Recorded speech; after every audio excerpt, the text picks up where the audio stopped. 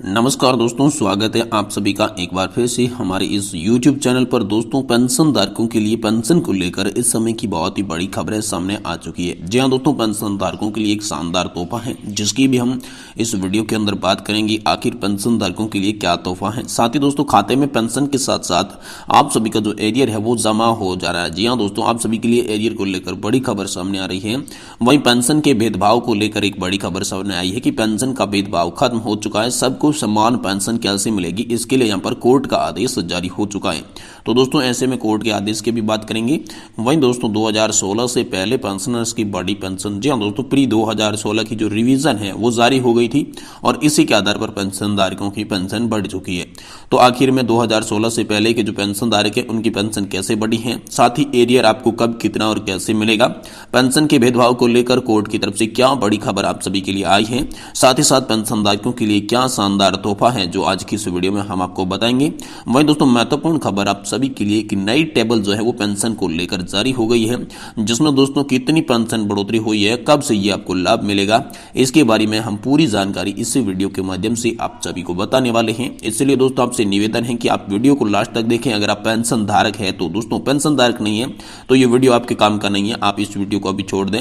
अगर पेंशन धारक है तो ये वीडियो आप लास्ट तक देखें, तभी आपको पता चलेगा कि आखिर आप सभी के लिए पेंशन और एरियर को लेकर क्या क्या बड़ी खबरें सामने आई है। तो चलिए बिना किसी देरी के इस वीडियो को शुरुआत करते हैं और पेंशन धारकों के लिए जो शानदार तोहफा है उसके बारे में बात करते हैं। देखिए दोस्तों, पेंशन धारकों के लिए शानदार तोहफे की बात की जाए तो पेंशन धारक लगातार दोस्तों अपनी 4 सूत्रीय मांगों को लेकर प्रदर्शन कर रहे थे। जी हाँ दोस्तों, जिसमें उसकी मुख्य मांग थी 7,500 प्लस डीए उन सभी पेंशन धारकों को मिलना चाहिए। तो दोस्तों, तोहफे की बात करें तो सरकार ने आप सभी के लिए 4% डीए में बढ़ोतरी कर दी है। जी हाँ दोस्तों, जहां पर केंद्रीय कर्मचारी, राज्य कर्मचारी और पेंशन धारकों का डीए पहले 42% मिलता था, अब उसमें 4% की बढ़ोतरी करके आप सभी का डीए जो है वो 46% आप सभी को दिया जाएगा। ऐसा आदेश आया है जिसके तहत अब यहाँ पर आने वाले महीने की जो पेंशन है उसमें आपका डीए भी जोड़ दिया जाएगा।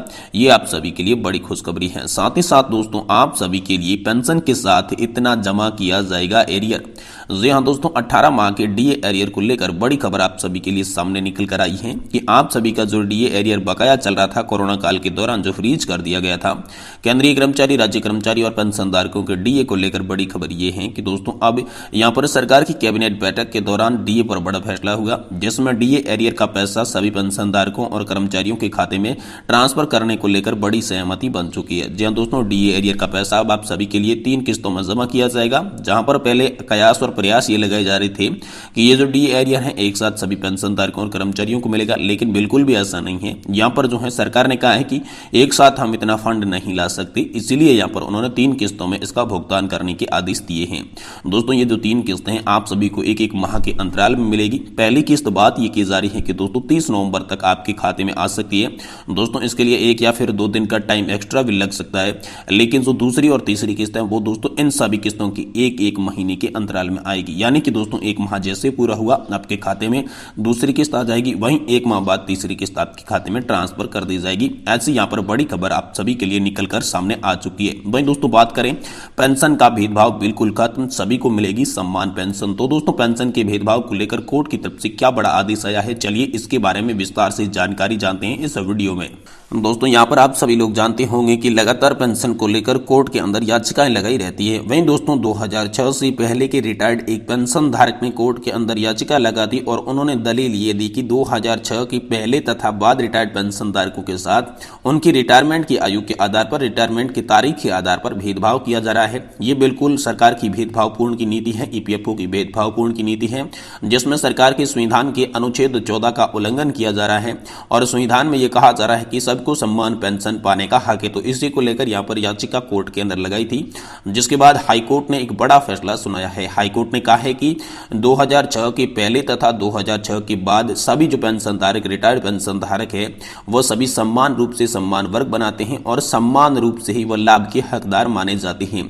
इसलिए अगर सम्मान लाभ के हकदार हैं तो दोस्तों उनके साथ अलग अलग जाति नहीं होनी चाहिए, अलग अलग पेंशन नहीं मिलनी चाहिए, सभी को सम्मान रूप से पेंशन मिले। इसके लिए यहाँ पर उन्होंने आदेश जारी किया, चाहे वह 2006 के पहले का रिटायर्ड पेंशन धारक हो, चाहे 2006 के बाद का रिटायर्ड पेंशन धारक हो, उनकी रिटायरमेंट की आयु के आधार पर भेदभाव नहीं किया जा सकता, तो उनको सम्मान पेंशन देने का यहाँ पर कोर्ट ने आदेश जारी किया है। हाई कोर्ट के आदेश के बाद ईपीएफओ ने यहाँ पर इस मामले पर काम करना शुरू कर दिया है। सभी पेंशन धारकों को एक सम्मान पेंशन कैसे दी जाए, इसको लेकर यहाँ पर अलग अलग तरह के फॉर्मूले, सूत्र और यहाँ पर जो है मंथन किए जा रहे हैं। जैसे इस बारे में बड़ी खबर होगी हम आपको तुरंत देंगे।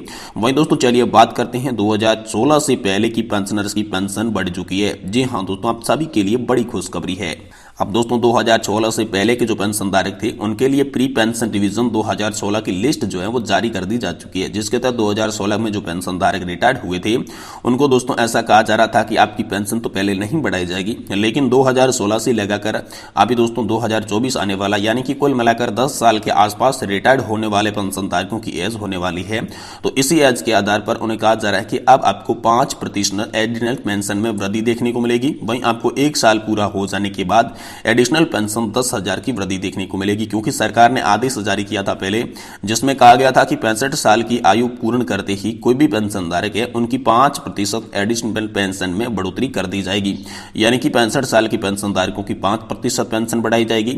वहीं कोई भी व्यक्ति 70 साल की एज क्रॉस कर लेता है तो उनकी पेंशन 10% बढ़ाई जाएगी। तो जो भी पेंशन धारक 2016 से पहले रिटायर्ड हुए हैं उन्हें तकरीबन यहाँ पर 10 साल तक होने वाले हैं, तो कुछ की यहाँ पर 5% पेंशन की बढ़ोतरी होगी। वहीं साथ ही साथ कुछ पेंशन धारक ऐसे भी होंगे जिन्हें यहाँ पर 10% पेंशन बढ़ोतरी का लाभ मिलने वाला है। तो दोस्तों ये आप सभी के लिए बहुत ही बड़ी खबर आ रही है कि आप सभी को प्री 2016 का जो रिवीजन जारी हुआ है उसके आधार पर पेंशन में बढ़ोतरी देखने को मिलेगी।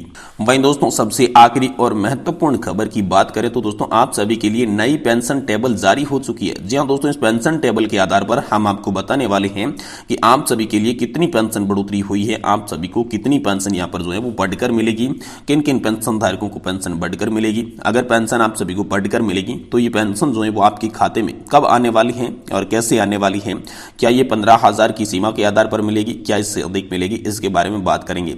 देखिए ये जो पेंशन का खेल है दोस्तों, ये पेंशनेबल सेल्फ सर्विस के आधार पर किया जाएगा, यानी कि आपने ईपीएफओ के अंदर कितना कंट्रीब्यूशन दिया है, कितनी सर्विस आपने की है, जिसमें सर्विस का सारणी के अंदर जो गुणा किया जाता है वो दोस्तों तकरीबन यहाँ पर सबसे कम सर्विस जो मानी जाती है वो 10 साल का कंट्रीब्यूशन माना जाता है और अधिकतम जो कंट्रीब्यूशन है वो 35 साल का कंट्रीब्यूशन किया जाता है। तो दोस्तों 10 साल से लगाकर 35 साल के कंट्रीब्यूशन वाले लोगों के लिए टेबल जारी हो चुकी है, जिसमें 15,000 रुपए की जो पेंशन सीमा है उसी के आधार पर दी जाएगी। अगर 15,000 के आधार पर उन्होंने कंट्रीब्यूशन किया है तो जिन्होंने भी 10 साल का यहाँ पर कंट्रीब्यूशन किया है उन्हें जो पेंशन है वो दोस्तों 2100 यहाँ पर 2100 के आधार पर दी जाएगी। 2100 से थोड़ी बहुत ज्यादा हो सकती है, हर महीने आपको 2100 रुपए की पेंशन मिलेगी।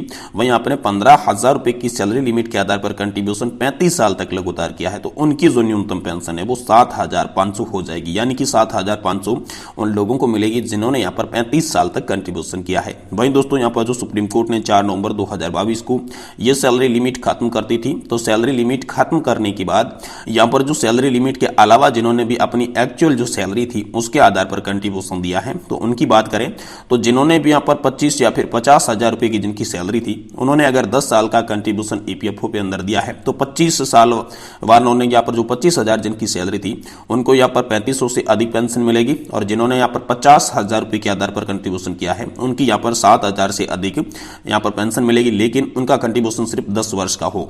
लेकिन अगर उनका कंट्रीब्यूशन ज्यादा हो, जैसे कि उन्होंने 30 वर्ष कंट्रीब्यूशन किया हो या फिर 35 वर्ष कंट्रीब्यूशन किया हो, तो 30 वर्ष कंट्रीब्यूशन अगर 25,000 के आधार पर आपने किया है तो आप सभी को जो पेंशन है वो 10 से 11,000 के बीच में मिलेगी, और 35 साल तक अपने कंट्रीब्यूशन किया है तो 25,000 के आधार पर आपकी जो पेंशन है वो 12,500 रुपए यानी कि ओपीएस की तरह देखने को मिलेगी। वहीं बात करें 50,000 रुपए जिनकी सैलरी थी, तो अगर उन्होंने 30 साल तक कंट्रीब्यूशन किया है तो 30 साल के कंट्रीब्यूशन वालों को यहाँ पर 22 से 23,000 रुपए की पेंशन देखने को मिलेगी। वहीं अगर आपने 35 साल तक कंट्रीब्यूशन किया है तो दोस्तों 50,000 के आधार पर किए गए 35 साल के कंट्रीब्यूशन के साथ साथ जोड़ा जाए तो आप सभी की जो पेंशन है वो 25,000 रुपए मिलकर सामने आती है। तो ये आप सभी के लिए बड़ी खबर है। ये सारणी जो है वो दोस्तों बिना कंट्रीब्यूशन, जो बिना 15,000 रुपए की सीमा है उसके आधार पर अगर आपने आपने कंट्रीब्यूशन किया है। अगर 35 साल किसी ने भी कंट्रीब्यूशन किया है, उसकी सैलरी चाहे 10,000 होगी तो उन्हें पेंशन 5,000 मिलेगी। सैलरी उसकी 20,000 होगी तो उनकी पेंशन जो है वो 10,000 मिलेगी। अगर सैलरी 30,000 होगी तो पेंशन 15,000।